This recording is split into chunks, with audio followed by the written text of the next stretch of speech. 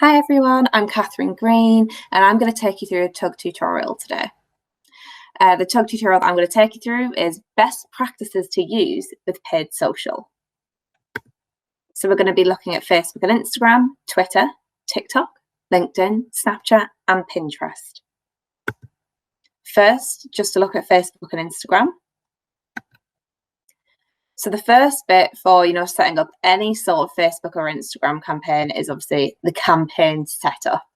So we're going to be looking at, what objective are you going to pick for your campaign?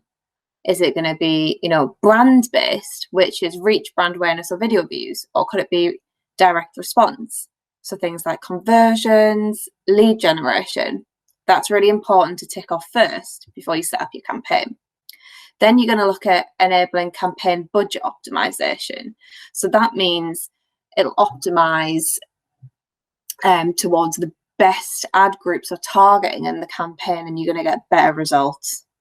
You should start with 2 to 5 ad set, and you should also have different audiences for each one. Facebook also says you should set up automatic placements because then it'll hit people at all the different parts of the journey.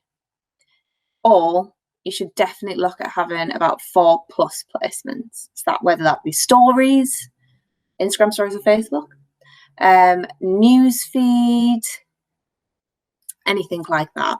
Then you should align your delivery optimization with your business goal. So for example, your reach campaign should be optimized towards reach.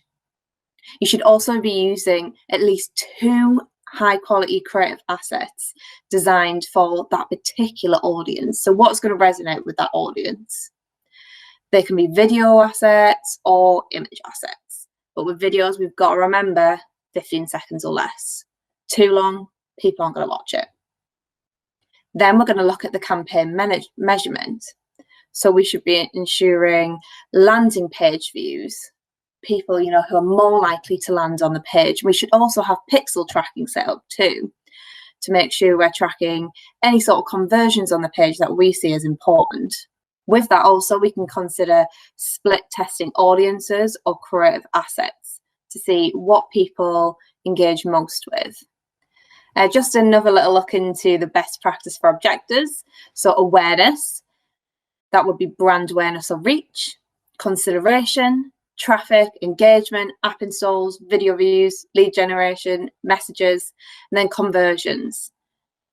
So that would obviously be conversions as an objective, catalog sales or store traffic. So make sure whatever your business's goal is, you pick an objective to optimize to that's right for you. Facebook creative and copy. So this changes all the time with what people, what Facebook release. They're recommending at the minute though, using vertical videos. So obviously it first started as a rectangle, then it went to a square. Now they've released vertical videos. That's just because it takes up the majority of a person's phone screen. We should avoid text on images. They have allowed images to have a lot more text on. We still want it to be too text heavy, where the writing is so small that someone can't read it. It's also really great to add some movement, something eye-catching that grabs someone's attention. Using strong call to actions as well. So don't just say, this is a nice top. We want to be like, shop now, get a discount today. Anything like that, that's going to make someone click through and purchase or complete your conversion. We want to shorten the text as well. So you can see on the Tom's example, it's really short. Great adventures, good deeds, unforgettable moments. Very short, very simple, but very strong. And then also, if the writing is too long, it is going to cut off too and tell you to click on it and open the text further. And some people won't do that. Just another short look at Twitter as well. So, a similar campaign setup to Facebook, we want to choose our campaign objective, whether it be awareness, promoted video views, conversions, and we want to set the budgets and campaign dates. So, do you want to set daily budgets to have more control of the spend so you can upweight and downweight when needed? They also recommend splitting the audiences out by ad group to target specifics. So you can overlay with location, language, device, demographics. And then again, tailoring your creative to the message your campaigns are looking to portray. And then finally, campaign measurement. So like Facebook, we do use a pixel. So we need to make sure that is installed properly, especially for conversion campaigns. And any remarketing audiences we want to set up as well. And then we want to consider testing audiences and creative assets to find out what works best. We don't just want to stick with one, as we won't really learn that much at all. And then again, Twitter audiences. So we've got awareness, interest, consideration, purchase. What audience should you use for your objective? If it's an awareness, we could be a bit broad and go interest. And then with interest targeting, we've got things like, TV targeting, events, lookalikes, and then consideration, people who are already searching for your product. So you could do a keyword targeting. And then purchase, we want to use more tailored audiences. So you want to use, people who've been to the site but haven't converted yet, maybe lists if they're GDPR compliant too. But yeah, Twitter has a range of audiences we can use. We can separate them out for each ad group. And what makes, I guess, Twitter a bit different to Facebook is it also, as I mentioned, has, the keyword targeting, lookalikes of certain pages. So there's a bit more in-depth and different things we can test. Twitter, creative and copy. So this is what Twitter believe that we should be doing to make a big impact. So we want to make an impact early. So we want prominent branding in the first 3 seconds of a video, so a user sees it straight away and knows what brand they're getting advertised with. We want to use real people, so people that they can relate to and put themselves in that position. If you're going for a sound off strategy, people might not be playing the sound from their mobiles all the time. You need to use captions, definitely, because they might not get the message as it comes across. Again, like Facebook, we want to tell a short story. So we want to use videos that are 15 seconds or less. Tweet copy, be really clear, really focused, get that message across. We want a user to click through. So we want to use strong CTAs, a hashtag. Hashtags are really important on Twitter, but we don't want unnecessary hashtags.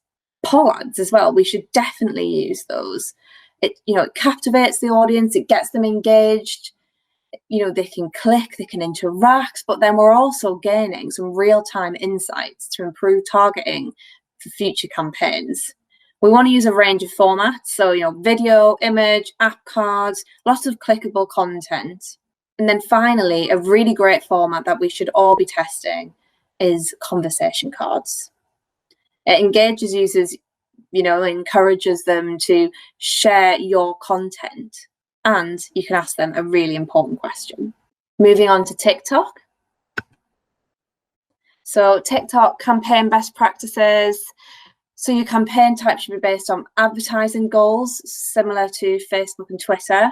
Video views, conversions. It'll help with optimization overall, and to be able to measure your results really effectively.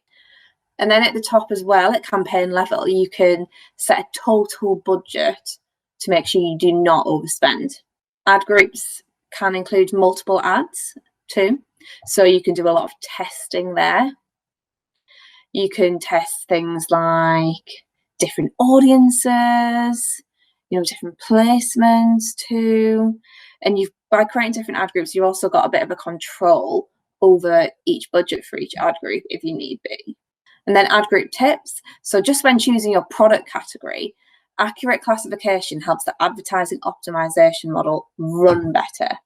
And you can also use really precise keywords that describe your website or app, which will help TikTok algorithms identify your products and match the audiences. And then with ads, again, creating multiple ads in each ad group will help to optimize the campaign. So with TikTok audiences, you can use custom or lookalike to define the target group for your ads, so similar to Facebook and Twitter again. And you can target people, who are your most, or similar to your most loyal followers. You can reach new locations for your brand and gain learnings on which country have the highest performance. You can also narrow down locations too. So if there's only a small area you want to target, different age groups too. So similar to Twitter, they sort of group them together. You can have 16 to 24, 25 to 34. Overlaying your audiences too with interest targeting, just to make sure you're hitting the right target for your brand, and increasing your followers too. There's lots of different targeting you can look at. So you could look at pets, you could look at outdoor sports, education, and it's growing all the time. Similar to TikTok, as it gets bigger and bigger, it will develop. Now looking at creative and copy for TikTok. So when uploading creative, TikTok has 3 video creative tools to choose from to enhance your ads. You've got images to video, landing page to video, and smart video soundtrack. So with images to video, you can get really creative and make your own videos that can be unique to your brand. With landing page to video, we can highlight key aspects of your brand right from your web page. And then smart video soundtrack, you can take part in TikTok trends by choosing popular soundtracks and clips and tailor your trending ad to your brand. So it's very different, but very interesting. Just moving on to LinkedIn. So LinkedIn campaign best practices, we have something slightly different here, might be a bit confusing, but we have campaign groups, campaign, and ad. Whereas on Facebook, it's more campaign, ad set, and ad. So just something to remember here. So with our campaign groups, obviously, again, we pick a marketing objective, and we can also set a total budget to gain further control and make sure we don't overspend. So your campaign objective, again, should be based on advertising goals, which will help you to achieve your results. There are 7 objectives to choose from brand awareness, lead generation, to job applicants. With ads, we can run sponsored ads, we can boost sponsored posts, and there's lots of other formats we can do also, but that really depends on what your objective is. And we should always be tailoring our creative to the message the campaign is trying to portray. LinkedIn audience, what makes LinkedIn so special is it has lots of job targeting. So we've got things like company targeting, experience, education, interests and identity. No other social platform can really do this to this extent. So we can narrow down our audience to make sure we're definitely targeting those people. So if we want to target doctors, we can be like people with the job title doctor. Simple, but then it's just making sure as well that we're getting the right message across to the right people. We can reach members based on where they live or visit. So you can do geographic location based on permanent or long-term location. And then again, as I said, as well as interest and demographic targeting, you can do education, company, and job experience. And then as you select your targeting option, you can see an estimate of how many people you might hit at the size. We don't want to really hit people under 300. It's very small. LinkedIn's very expensive as it is. So we want to make sure we're, making it as specific as possible, but with a bigger audience pool. Creative and copy, so we want at least 2 to 4 ad variations, varying the ad text, the call to action, the images. Really great content as well. We need to make sure that it's concise and visually compelling. We want to make sure that ad headlines are under 150 characters. The more concise and clear the headline, the better engagement you're going to get. Keeping the descriptive copy under 70 characters as well. Anything over 100 characters could be cut off on desktop. And people tend to look at LinkedIn on desktop and mobile, so something to bear in mind. You need to feature a clear call to action. So whether it be sign up, register today, make sure you're writing that in your copy. And then we want to make sure we're featuring, graphics, people, and dynamic text to draw the user in. Moving on to Snapchat. So Snapchat campaign best practices. I'll go over this really quickly because it's very, similar. But campaign, make sure you're optimizing towards the goal that you choose, whether it be branding, app conversions. You can set a lifetime or a daily budget, depending on, what works for you best and how you want to control it. You can choose between 6 different ad styles, so single image, video ads, collection ads, story ads, AR lenses, filter ads and commercials, so slightly different what we can do with Snapchat. And then just 2 ways to get started on your ads. Use Instant Create to create a single ad in minutes to drive people to the website. Basically, Instant Create is a streamlined flow that leverages our most popular templates. So Instant Create is a streamlined flow that leverages the most popular templates. And then you can use Advanced Create. So Advanced Create workflow lets you create multiple ad sets with more enhanced targeting and bid goals.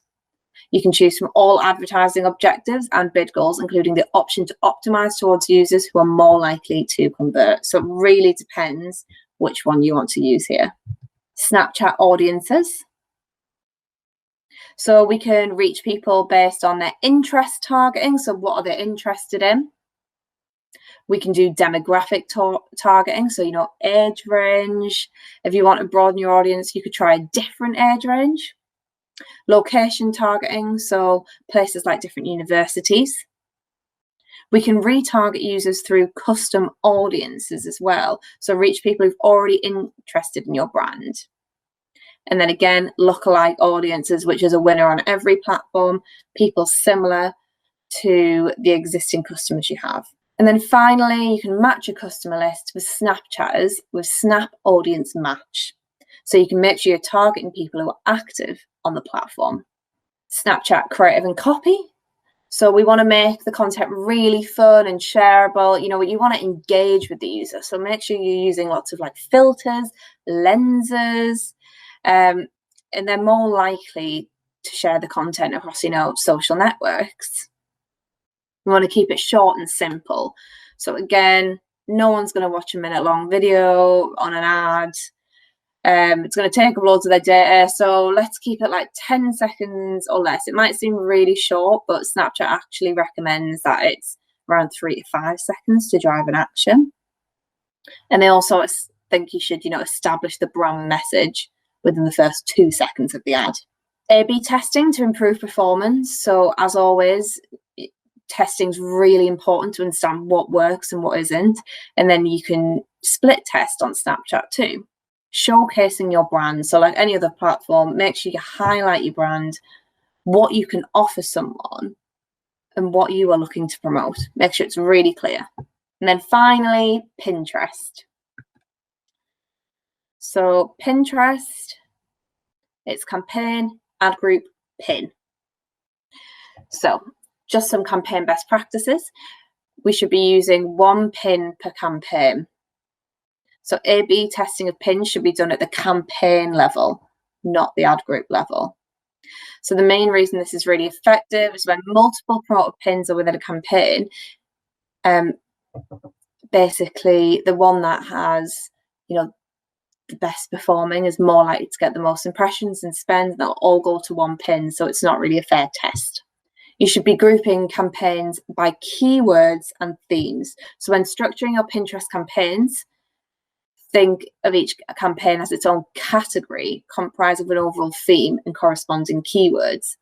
And then we've just got an example here as well. So a healthy meal subscription service may create campaigns such as gluten-free, vegan, and low carb. You should be separating mobile and desktop by campaign. Mobile user behavior can, be really different, and it also depends on your landing pages. So this is something to monitor. And one major benefit of that is, you can then give more money towards mobile or more money towards desktop. Cost per clicks tend to be cheaper on mobile, so maybe you want to move money that way. Then looking at different conversion points as well. So it might not be purchases that's important on Pinterest. It tends to be things like signups that, deliver the best results on Pinterest, those kinds of campaigns. So maybe you use it as a bit more of a consideration platform. And then just leveraging your interest targets. So you want to be looking at, layering them over with keywords as well.